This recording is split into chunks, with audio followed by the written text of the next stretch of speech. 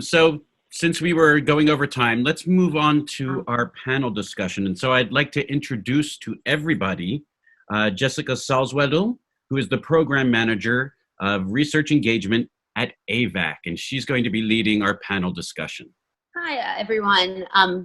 So I know that we are bucking up against lunch, so I do just want to give Danielle and Beth a few minutes each, so just to introduce themselves, since we've heard from the lovely panelists before us.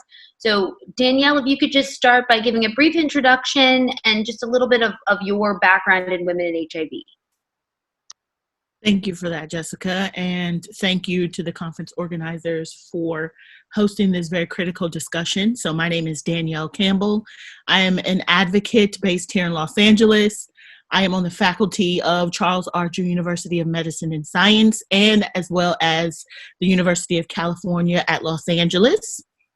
I've been an advocate in this work, and my work prevails more from a social justice and health equity a lens as it relates to the meaningful inclusion of women and girls into the space of HIV. I've worked across prevention, I've worked across treatment, and more recently my area of focus has become HIV cure.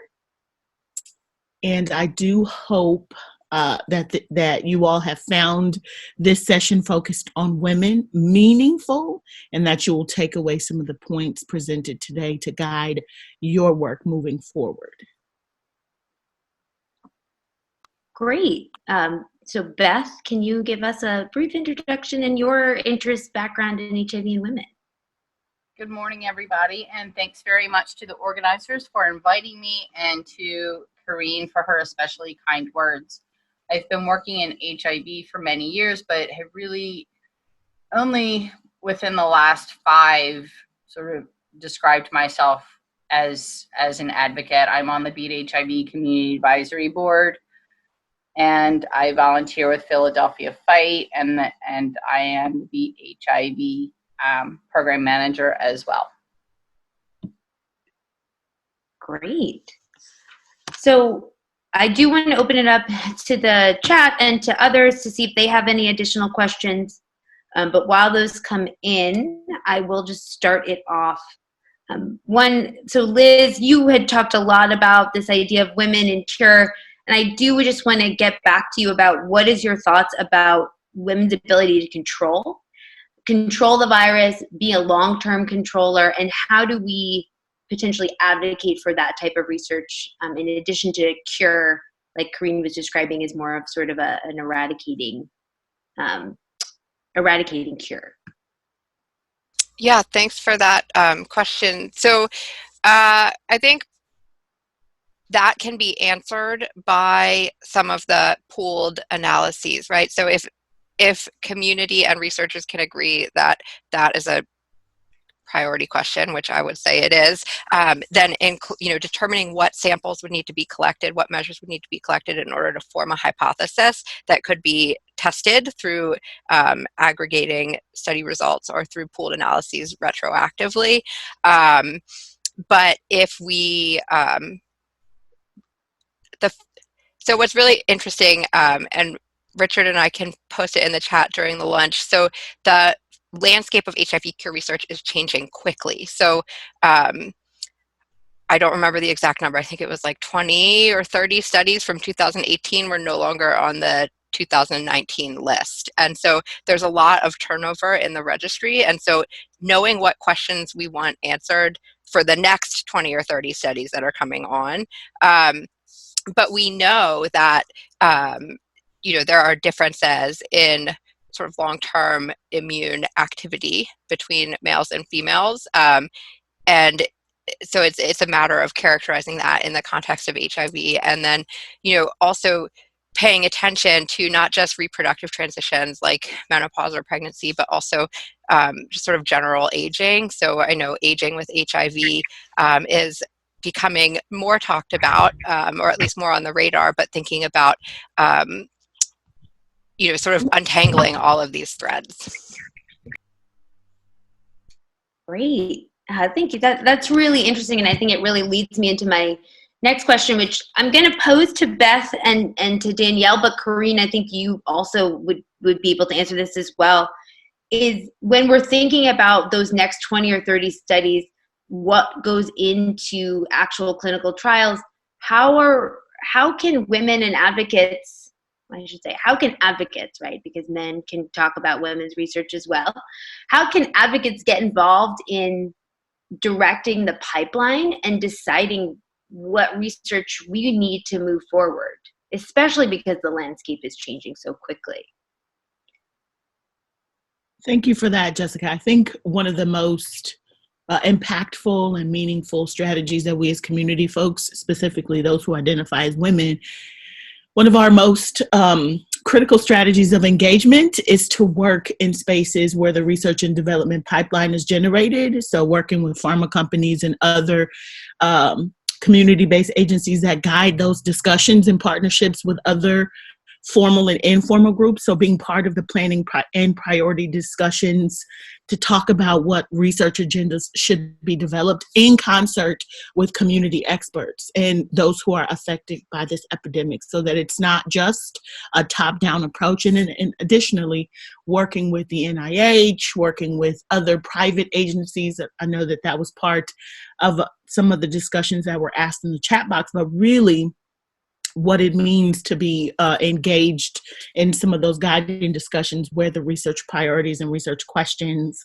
are developed, and that can be manifested in partnerships with agencies. I know that I'm a part of AVAX PX Roar Group, and we have awesome opportunities to engage in conversations about prevention strategies, treatment strategies, the design of clinical trials, and what it means to work on some of the community-based community advisory boards, and then working with our federal partners as well. So just being present and in the moment in those discussions as these sort of grand trials are planned and research agendas are developed.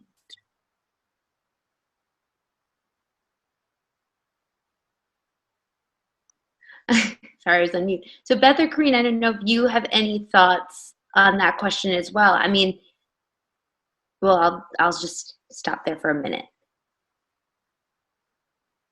My perspective is less in relation to the pipeline as to, where are the opportunities to work with both our community advocates and the women on our boards, as well as our investigators, to identify the areas where we could really support increasing the number of women in research. One of the things that I did just to understand what happened in our lab was I worked with one of our senior scientists to create a timeline of the specimen from collection to storage. And what I learned was that is about a 4-day process from the collection, and it comes into the lab, and then it's 4 or 5 hours of processing, and then the experiment, it could be 3 days, and that's just one type of specimen.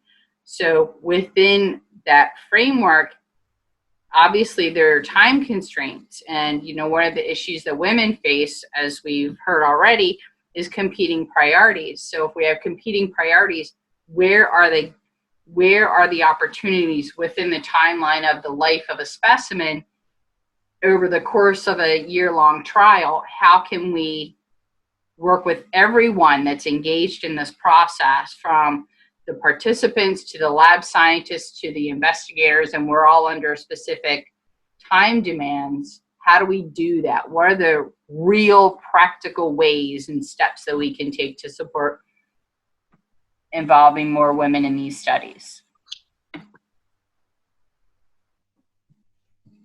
Thank you. Yeah, I mean, I think you're right. This idea of how do we build, sort of clinical trials so that women can be engaged. But I also wonder that on the sort of basic level as well, because we do need, more sample collections and things like that. And I think that's what, Krista and the other team the others at Fresh Cohort are really sort of establishing that model that can help potentially do that. So Corrine, to you specifically, you talked about stigma and the other individual in your survey who talked about the idea that stigma might be reduced. And I'm just wondering, did you ask or have knowledge of how women are perceiving the idea of these remission-based studies? Is it that they think that their status might change from positive to negative during trials? We asked if stigma would influence their decision to participate in the study. So we did find that there's still a lot of stigma left, and it influences women's decision. I think we need a lot more data on the role of stigma and also self-image in decisions to participate, and also throughout the life of the study, particularly during treatment interruptions, what it will mean to become detectable during a treatment interruption, for example, and how will that influence stigma. So this is where social behavioral sciences could really play a role in HIV cure-related research, and we could really obtain the participant perspective. There have been very few studies done on stigma in HIV cure research. There's one hypothetical study done in China, and then we are getting anecdotal data from various clinical trials. But I think we need to be more intentional on how we collect stigma data in these trials. Yeah. No, that's a great point, and I do love the increase in social science that's happening, and I hope that continues to happen more. And it's great to see your name appear next to a lot of these studies. Hopefully, we'll also increase that the number of researchers doing this work. Marin from AIDS Fund just has a suggestion that to connect this to other fields like cardiovascular, and it is a question, I guess, for you, Krista, too. How are you working within the FRESH cohort is there an integration into other disease areas, other things that affect these young women as well? The FRESH cohort is focusing exclusively on HIV as far as clinical research, but our other focus is on poverty alleviation. So we're not looking at diabetes, we're not looking at hypertension or other chronic diseases that affect this population. That being said, in order to more deeply ground this in the local environment, the trainers that deliver the part of the course on HIV are all African traditional healers. So the medicine is embedded in a cultural belief system that increases access, trust from the participants. But no, we're not incorporating or normalizing the work into other diseases. And I do recognize, I see some numbers dropping off. People, I'm sure, are getting hungry and need a bit of a break. So I do, this panel is supposed to go for about 30 minutes, but I feel like maybe we can wrap up with some final statements, some final questions from the audience. Does anybody have any questions for the panel?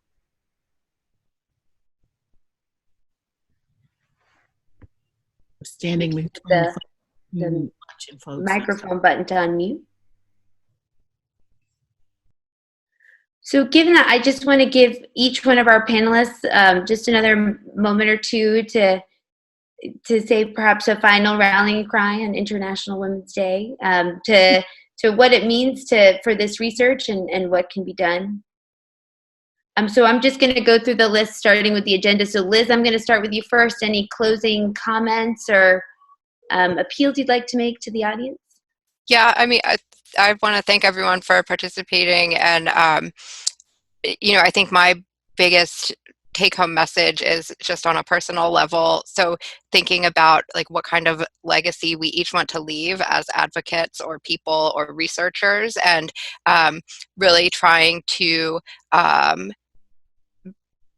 build the collaborations that we think will be the most effective, right? And so being sure that our work is being donated as volunteers to institutions that reflect our ethical and social justice oriented priorities, and people will become angry if they know the extent of the, if you're able to present the facts in a way that illustrate the gravity of the situation, people who are not women will come to care about women's health, right? And so it's about finding that human connection and also being the advocate that you want to be. It's my take-home message. Great, thank you. Krista, any final comments? It would just be to ignore the naysayers who say that we're going to beat this disease by death by 1,000 paper cuts. I'm not saying that cure alone. We should focus on prevention, but not to discard cure as an aim, as a target, as a goal. Because in listening to those who are infected, it's still something that they desperately need, and we shouldn't just be thinking about prevention. We should think about all the different modalities we have at our disposal. So yes, viva cure efforts, viva. Great. Corinne? Yeah, hi, thank you, Jessica. So yeah, it's always impossible until it's done. So as a community, we have a really important role, particularly when serving on protocols as community representatives, to advocate for minimal inclusion of women in these trials, advocate for adequate resources to support women throughout trial participation. And also, as Krista mentioned, we will need to work on harnessing the HIV prevention, treatment, and cure-related research continuum. Because when we talk about cure-related research, we talk about both standard of prevention and standard of treatment. Great, so Jules has a comment and a question. So I do want to let that jump in before you get in. Thank you, State of Corinne. emergency amid a rise in coronavirus cases. There are now 76 people in the state diagnosed. 11. Hello. Hi. Sorry for the feedback here. I just wanted to comment and question the panel. It's women on the subject of cure and HIV and women's issues in general. Aging affects women of color much worsely than others. And we're seeing a significant portion of people with HIV over 65 who are getting very sick and contracting multiple comorbidities and suffering physical and mental dysfunction and impairment. So I think it was Danielle mentioned before that aging was getting some attention, in quotes. So I'd like to hear what this panel thinks about this problem and how they're involved. So this is Liz. I had made that statement earlier, and I am actually excited to see community within the ACTG. So I know, Jules, you're involved on the aging work group that the ACTG has, and I have been involved with Danielle on the Team Women working group, and I think that is a perfect example of the kind of collaboration that can be useful, where Team Women comes at it with a women-focused lens, Team Aging comes at it with an aging-focused lens, and together we can crystallize some of the issues that affect women, particularly women of color, but not only women of color, as it relates to aging. And so, I certainly don't think everyone should become an expert in the things I'm most passionate about, but I think we can bring our passions together to really take advantage of all the connections that we have. So, I think I always appreciate the information that you share about some of the social effects of aging as they are experienced by women and by women of color in the U.S. I think it's an issue that really needs to continue to have more attention. And when we talk about aging, we need to be sure that we're talking about all people who are aging and not sort of assuming this kind of aging person being like a man, right? And so I appreciate including women in your aging related efforts. And I know that group, is going to be working on a one-pager specific to women and aging for the audience of ACTG community advocates. So that will be, I think, a useful resource.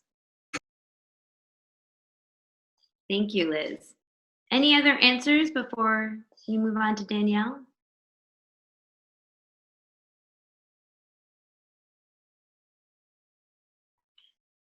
So thank you. And thank you, Jules, for that question.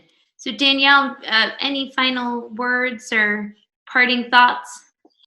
So I'll keep mine simple. I think that, as a measure of humanity and health equity, we really should take a critical lens to where the burden of the epidemic lies and divert our attention, resources, plural, and efforts at inclusion of those individuals in this epidemic. So it makes no sense that 40 years out, we're still having discussions, very seminal discussions about what it means to include women in this effort. Like, as someone sort of semi-new to this work, I came in wondering why that was. It just seems counterintuitive. We're all very, very intelligent people, and that just does not, relate to someone's scholastic aptitude. We know as human beings that if this group of folks is grossly impacted, then we should peel back some of those layers of social inequities to examine what those are and give our best efforts at amelioration. So I don't need to remind the folks on this group to be humane in the way that we approach. If you are not a representation of the groups that are affected or living with, then support and bring those folks who are into the forefront from the margins to lead the efforts moving forward. It's just the right thing to do. Thank you, Danielle. Beth?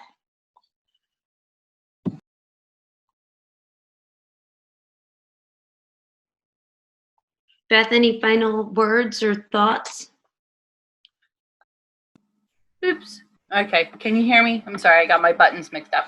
Yes. I cannot state it any more eloquently than Danielle just did. The one thing I think to add would be to really reach out into our communities, our community-based organizations, and do whatever we can to partner with them to find other interested people who may not know about cure research, who may be curious, and to really develop those partnerships, because one of the ways that Beat HIV is as strong as it is because we have a very robust relationship with Philadelphia Fight. It's 25 years in the making. We've been partnering with them, and it's really a strength. And I would encourage everyone to do as much as they can to develop and build their resources in that way